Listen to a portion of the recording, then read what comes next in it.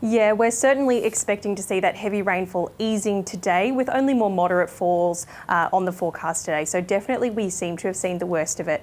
That said, even though the rain is easing, the flood impacts are likely to continue for a number of days yet. So it is essential that people just still remain aware of the weather and aware of the flood risks in their area. So what are the current warnings in place at the moment?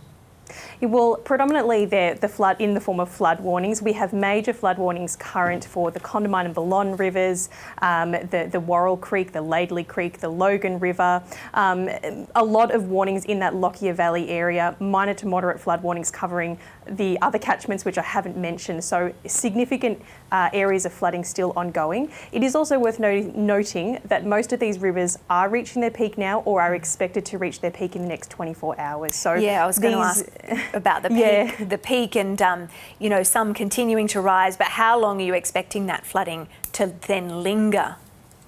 Yeah, well, it's pretty short-lived flooding in this southeastern part of Queensland that we're seeing at the moment, which means the water is moving through the systems very quickly. We're seeing the rivers rising very quickly, but also falling pretty rapidly as well, which is good news. It does mean that we should see those river levels dropping off over the next few days, but it is really important to remember that some may not have yet reached their peak. So just being aware of the situation is the best way to keep yourself safe. Miriam, how does this compare to the flooding and the weather that we saw in Queensland earlier this year?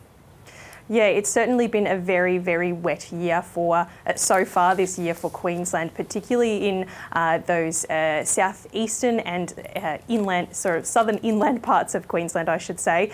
Compared to the most recent major flood event for Queensland, which was around Anzac Day, this is not quite as severe. However, we do have very high sensitivity among our communities because of the ongoing flooding we've seen over the previous month. So it's just, yeah, it's a really precarious situation, but one which I'm sure we'll manage if we're all making sure we follow the advice from emergency services and staying up to date with the latest forecasts and warnings. And how long will this weather last? What is the latest forecast for the coming days and weeks?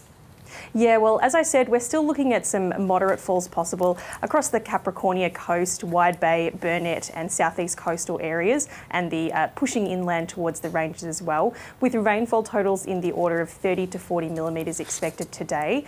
However, we still could see some locally heavier falls, easily reaching that 60 to 80 millimetre range, particularly with thunderstorms this afternoon.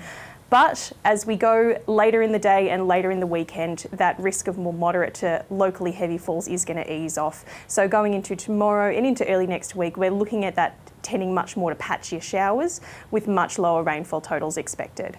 All right, Miriam Bradbury from the Bureau of Meteorology, thanks very much for the update. No worries.